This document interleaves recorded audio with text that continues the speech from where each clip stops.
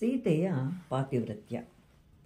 ಸೀತೆಯನ್ನು ಅರಸುತ್ತಾ ಬಂದಂತಹ ಹನುಮನು ಸೀತೆಯನ್ನು ಲಂಕೆಯಲ್ಲಿ ಕಂಡು ಬಹಳ ಸಂತೋಷದಿಂದ ನಮಸ್ಕರಿಸಿ ರಾಮನು ಕಳಿಸಿದ ಸಂದೇಶವನ್ನೆಲ್ಲ ಹೇಳಿದ ಬಳಿಕ ಸೀತೆಯನ್ನು ತನ್ನ ಬೆನ್ನ ಮೇಲೆ ಕುಳಿತುಕೊಂಡ್ರೆ ಕ್ಷಣದಲ್ಲಿ ರಾಮನ ಪಾದಗಳ ಬಳಿ ಕರ್ಕೊಂಡು ಹೋಗ್ತೇನೆ ಅಂತ ಹೇಳ್ತಾನೆ. ಆಗ ಸೀತೆ, ನೀನು ವಾನರ, ನಿನ್ನ ವಾನರ ಬುದ್ಧಿಯನ್ನು ಬಿಡೋದಿಲ್ಲ ಅಂತ ಹೇಳಿದಾಗ ಹನುಮನು, ನಾನು ತುಂಬ ಸಣ್ಣವ ಅಂತ ಹೇಳಿ ಈ ರೀತಿಯಾಗಿ ಹೇಳ್ತಾ ಇದೆಯಾ ಅಂತ ಹೇಳ್ತಾ ಅತ್ಯಂತ ದೊಡ್ಡದಾಗಿ ಬೆಳೀತಾನೆ. ಆಗ ಸೀತೆ, ಇಲ್ಲ ಖಂಡಿತ ಇಲ್ಲ, ನೀನು ವಾನರ ಅಂತ ಹೇಳಿದ್ದು ಕೇವಲ ನಿನಗೆ ಇಷ್ಟೂ ತಿಳಿಯೋದಿಲ್ಲವೇ? ನಾನು ನಿನ್ನೊಂದಿಗೆ ಬಂದರೆ ನನ್ನ ಪಾತಿವ್ರತ್ಯ ಭಂಗವಾಗುತ್ತೆ.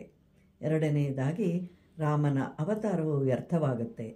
ಮೂರನೇದಾಗಿ ರಾವಣನು ಅಪಹರಿಸಿ ತಂದಂತೆ ನೀನೂ ಸಹ ಅವನಿಲ್ಲದ ಸಮಯದಲ್ಲಿ ಎತ್ಕೊಂಡು ಹೋದರೆ ರಾವಣನಿಗೂ ನಿನಗೂ ವ್ಯತ್ಯಾಸವೇನು?